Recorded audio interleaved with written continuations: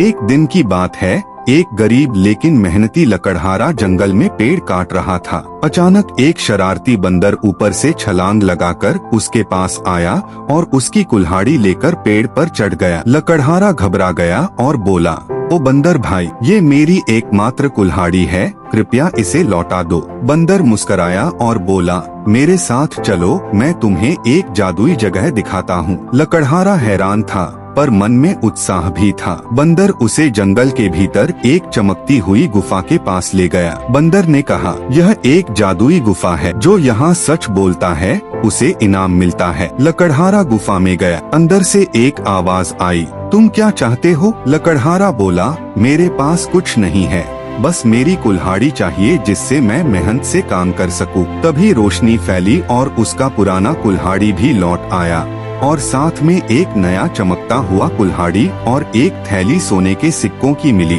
बंदर बाहर इंतजार कर रहा था। उसने हंसते हुए कहा, तुम्हारी ईमानदारी ने तुम्हें इनाम दिलाया, ये सब तुम्हारा हक है। लकड़हारा बहुत खुश हुआ, बंदर से गले मिला और दोनों हंसते हुए वापस चले गए। जो सच्चाई और ईमानदारी से जीता है, कुदरत उसे ऐसा इनाम देती है जिसकी वह कल्पना भी नहीं कर सकता।